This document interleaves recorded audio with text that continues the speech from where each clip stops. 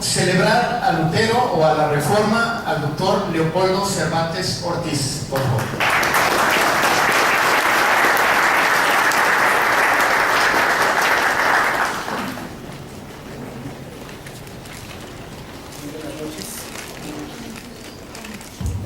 Muy buenas noches, tengan todos y todas. Yo tengo un gran problema porque traigo 9 cuartillas. Mi dilema va a ser cómo abreviar esto en 15 minutos. Ya se anunció que van a estar disponibles los textos, así que los leerán ya incluso en este fin de semana. La pregunta es esa: ¿celebrar a Lutero o a la Reforma? Y voy a comenzar con unas palabras de Joseph Ratzinger en su libro titulado El Nuevo Pueblo de Dios, de 1969. Escribió Ratzinger: prescindiendo del problema de la localización histórica de la promesa del primado, podemos afirmar que, para el pensamiento bíblico, la simultaneidad de Roca y Satanás no tiene nada de imposible. No ha sido fenómeno constante que el Papa haya sido a la par Petra y escándalo, roca de Dios y piedra de tropiezo. Lutero conoció con opresora claridad el factor Satanás y no dejaba de tener razón en ello. Ratzinger, 1969.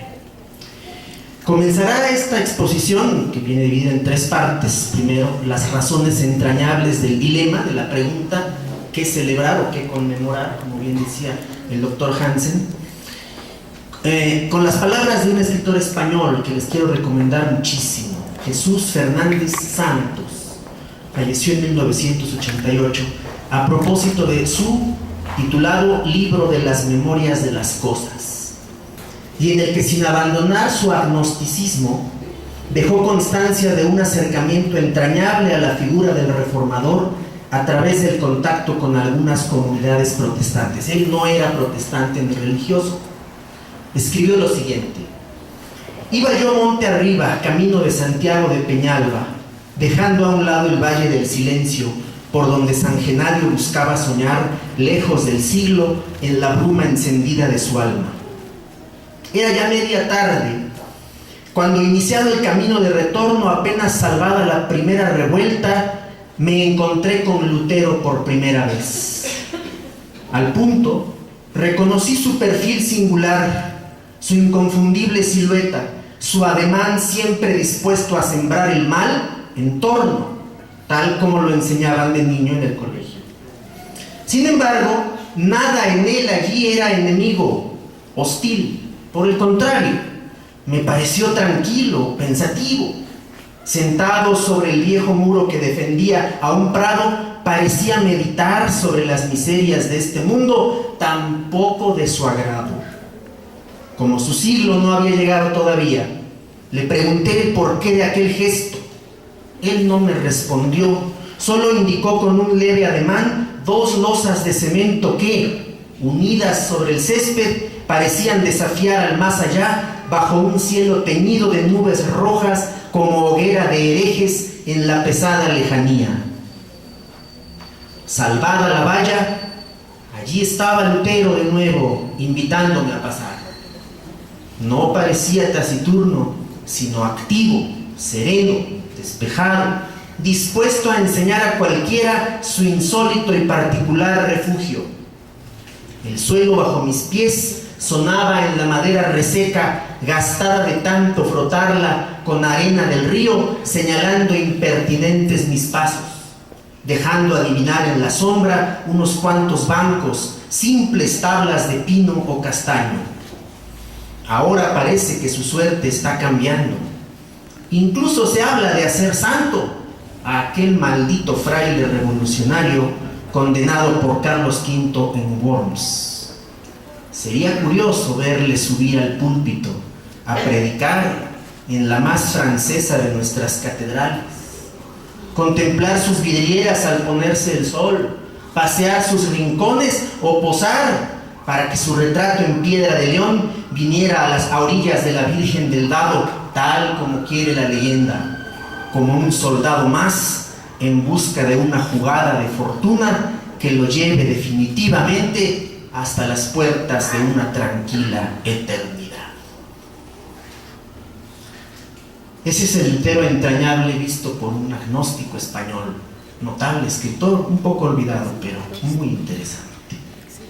Una visión así como esta, casi bucólica, pastoril incluso, podría contrastar con lo que ahora sigue. Y voy a leer algunas referencias muy relacionadas con los enfoques que muy bien expuso el doctor Hansen al principio. Leo las frases hechas y algunas no tan hechas. Las reformas del siglo XVI contribuyeron a liberar la conciencia religiosa de Occidente. Otra. Más que una reforma que unos quieren limitar al siglo XVI, se trata de un largo periodo de transición que va desde el siglo XII hasta el siglo XVIII y que abre el camino a la sociedad moderna e industrial. Una más, la reforma, el componente religioso de la modernidad. Y otra, muestra del triunfo de la burguesía para adueñarse por completo de la vida humana. Desde Chile, precisamente para este coloquio, nos escribieron y nos dijeron lo siguiente, vía Facebook. Interesante, pero está muy lejos, es decir, muy distante en el tiempo. Ya tendríamos que estar hablando de otra reforma, tanto católico-romana como protestante. Estas y otras afirmaciones, algunas llevadas por el celo y el entusiasmo, otras por el desgaste y el desaliento, y unas más por el desinterés y el desengaño, resumirían las múltiples formas en que es abordada la reforma protestante y sus derivaciones en el mundo actual. Algo completamente normal, puesto que los grandes sucesos históricos, los que han dejado una huella indeleble, seguirán abiertos a la interminable variedad de interpretaciones según la época y el enfoque con que se aborde. La confluencia entre historia de las ideas y teología siempre ha sido complicada y exigente. Máxime si traemos a colación algunas de las supuestas consecuencias directas o indirectas de las reformas religiosas, muchas de las cuales habrían exasperado en verdad a los reformadores. Libre examen, sacerdocio universal, secularización, laicidad, modernidad, democracia.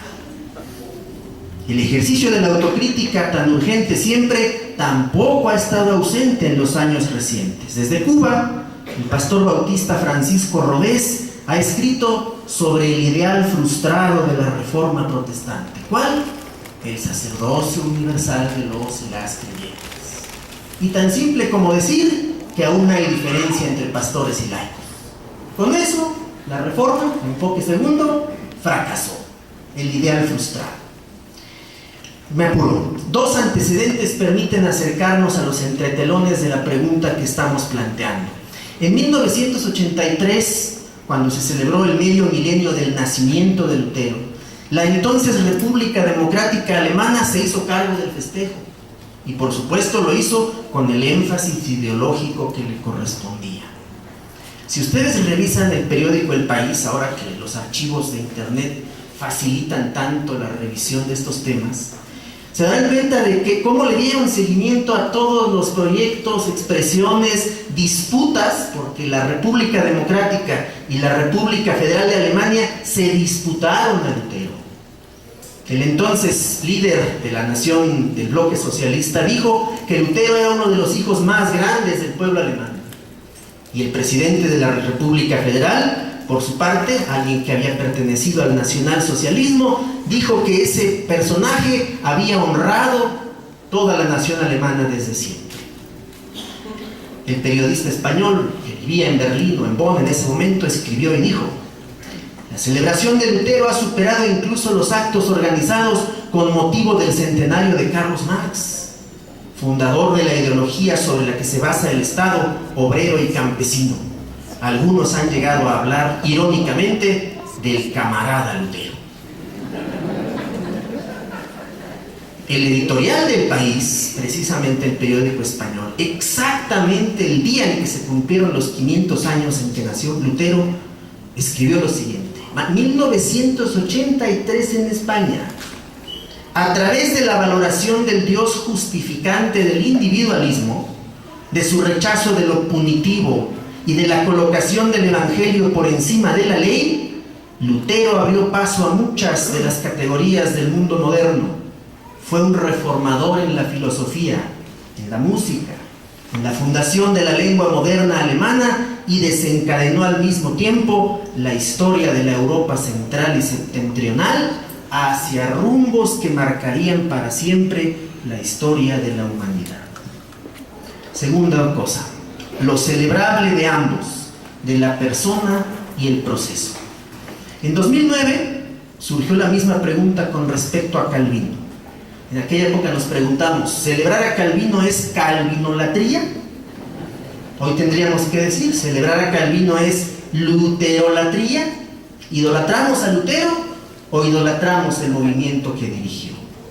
Lutero es el omnipresente, el culpable de todo para muchos. ¿Contribuyó como el detonante de una cadena de cambios que se anunciaban desde varios siglos atrás? ¿O fue apenas un actor secundario del inmenso drama que representó la ruptura definitiva de la cristiandad europea exportada por el sistema colonial y cuyos restos aún sobreviven en muchos espacios geográficos, incluyendo el nuestro, en América Latina en particular? Una frase insulsa que tanto incomoda a algunos y algunas da fe del paradójico papel desempeñado por el monje agustino rebelde. Se dice a las primeras de cambio, la Biblia, la Iglesia en manos de Lutero. ¿Por qué no se dice mejor que en manos de Bartolomé de las Casas, o de Marcel Lefebvre, o incluso de Marcial Maciel? Claro. Lutero fue experimentado desde su época literalmente como un monstruo de 7 cabezas. Así está en una pintura que se encuentra en la iglesia de Coixtlahuaca, en el estado de Oaxaca. Frente a frente, la Virgen de Guadalupe y el monstruo de 7 cabezas que era Martín Lutero.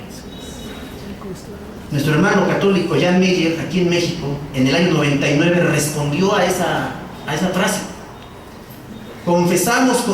Dice, confirmaría a los católicos integristas esa frase en su idea que ese papa que estaba entonces, Karol Wojtyla, era un demonio.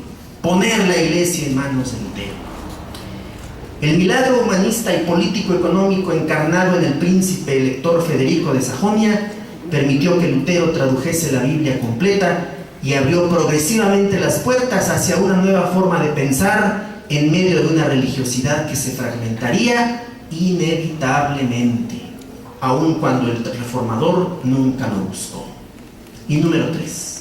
Actualidad de la celebración, y le puse en diagonal conmemoración, previniéndonos de estas situaciones, ¿no?